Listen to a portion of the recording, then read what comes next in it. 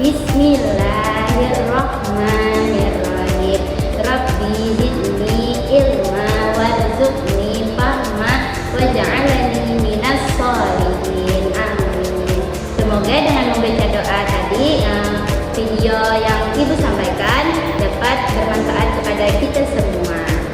Baik, sebelumnya Ibu ingin kalian cek apakah samping kanan, samping kiri kalian ada teman yang tidak hadir? Tidak ada ya, alhamdulillah. Jadi hari ini lengkap semuanya ya. Oke, Ibu ingin bertanya nih sebelum Ibu menjelaskan materi hari ini. Apakah dari kalian ada yang mengingat materi minggu lalu itu kita membahas tentang apa? Ada yang ingat? Iya, benar sekali. Minggu lalu kita membahas tentang rukun Islam yang kedua, yaitu sholat. Ada yang ingat sholat itu merupakan apa? Ada yang ingat? Benar sekali. Jadi sholat itu merupakan ibadah. Alhamdulillah masih ada yang ingat ya materi kita minggu lalu. Jadi sholat itu adalah salah satu ibadah yang paling utama dalam agama Islam yang dilakukan dengan gerakan atau bacaan tertentu. Ya, benar sekali. Ada yang ingat nih, sholat dalam sehari itu dilakukan 5 kali. Apakah ada yang ingat apa saja? Apa? Iya, benar sekali. Subuh, zuhur, asar, maghrib, isya.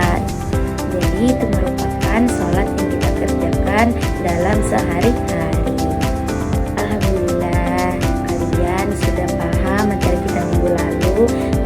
Kita akan membahas tentang rukun Islam yang ketiga, yaitu puasa. Ada yang tahu sebelumnya puasa itu apa?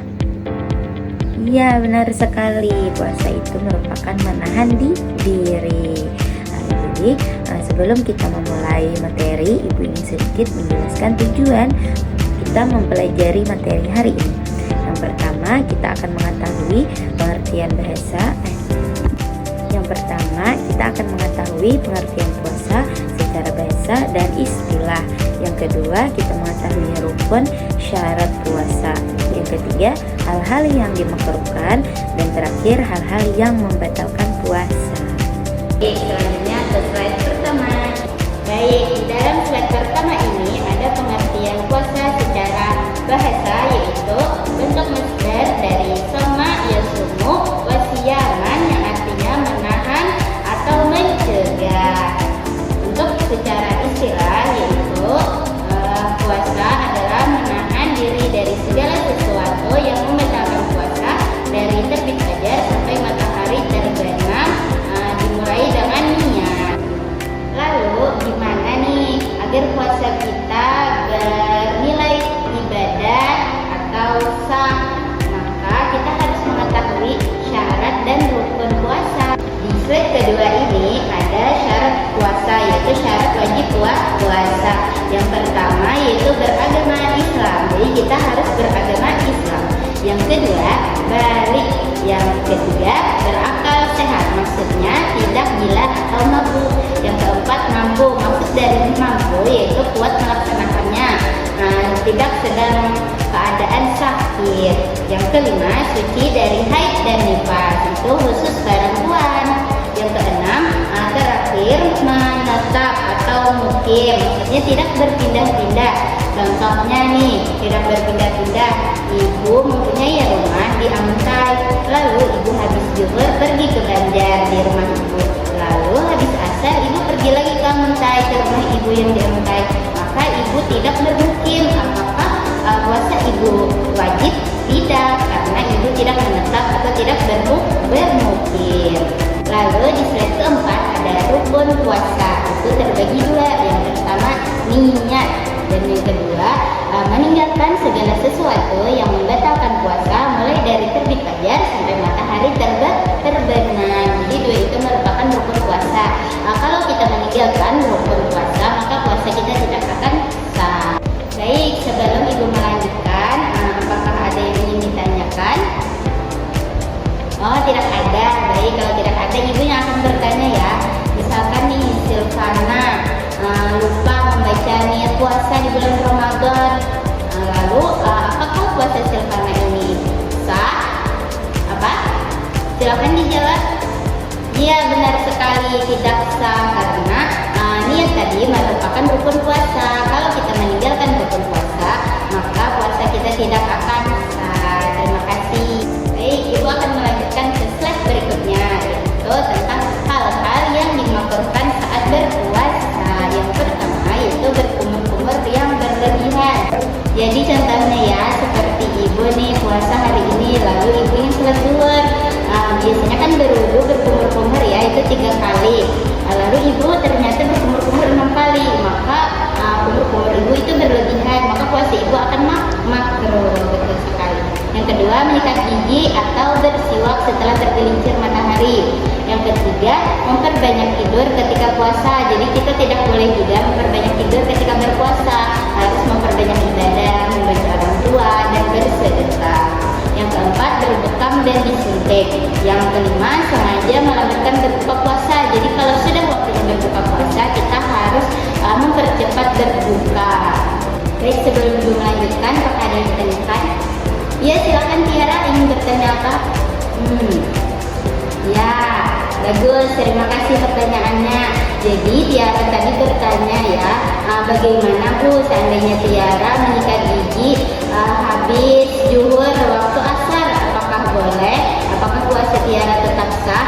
Nah, jadi seperti ini ya, Ibu yang menjelaskan. Puasa Tiara itu sah saja, tapi makruh. Karena kan tadi sudah Ibu jelaskan, menyikat gigi atau bersiwak setelah tergelincir matahari itu merupakan hal-hal yang dimakruhkan. Tergelincir matahari itu waktunya setelah zuhur. Jadi kalau waktu asar Tiara menyikat gigi atau bersiwak, maka Tiara puasanya makruh. Apakah sudah dipahami? Ya, alhamdulillah. Baik, kalau sudah paham semuanya, Ibu melanjutkan ke slide berikutnya yang terakhir, yaitu hal-hal yang membatalkan puasa.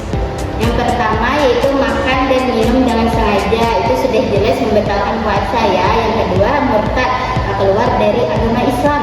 Yang ketiga, muntah dengan sengaja. Jadi kalau kita muntah dengan sengaja, itu juga merupakan hal yang membatalkan puasa. Yang keempat, bersetubuh atau melakukan hubungan suami istri pada siang hari. Yang kelima, keluar darah haid atau nifas. Yang keenam, merubah niat puasa.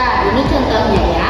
Misalkan nih Ibu puasa hari ini, puasa Senin Kamis, lalu Ibu ingat Ibu belum gini telah mengerjakan mengganti puasa bulan Ramadan. Ternyata waktu asar Ibu merubah niat, hampir berbuka nih Ibu merubah niat ke puasa mengganti bulan Ramadan, maka puasa Ibu batal. Karena itu merupakan hal-hal yang membatalkan puasa, kita tidak boleh merubah niat.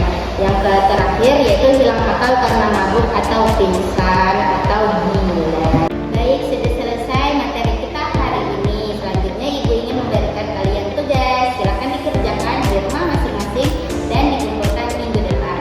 Baik, kesimpulan hari ini yang dapat kita ambil yaitu kita sudah mengetahui ya tadi pengertian puasa, lalu syarat, rukun puasa, hal-hal yang dimakruhkan, contohnya tadi berkumur-kumur berlebihan, dan hal-hal yang membatalkan itu contohnya makan dan minum dengan sengaja. Nah, baik, manfaat yang dapat kita pelajari tentang materi hari ini dalam kehidupan sehari-hari itu akan menambah ketakwaan kita kepada Allah. Jadi kan kalau waktu puasa itu kita lebih sering beribadah, membaca Al-Quran, bersedekah, maka itu kan menambah ketakwaan kita. Lalu juga dengan puasa kita dapat menahan hawa nafsu kita, menahan segala sesuatu yang membatalkan puasa. Lalu dengan puasa juga dapat melatih kesabaran, di mana kita dapat menahan segala godaan tadi dan kesulitan yang dapat membatalkan puasa tadi ya. Lalu nih contohnya misalkan nih ada yang sering gibah nih, siapakah kayak gitu yang sering gibah? Kalau bulan puasa dia akan ingat untuk meninggalkan gibah. Karena itu makanya dari itu kita dapat melatih kesabaran kita. Lalu dengan puasa juga akan memberikan kita rasa syukur nikmat atas yang Allah berikan. Jadi kan kalau waktu puasa itu seandainya ini kita makan minum dengan berbuka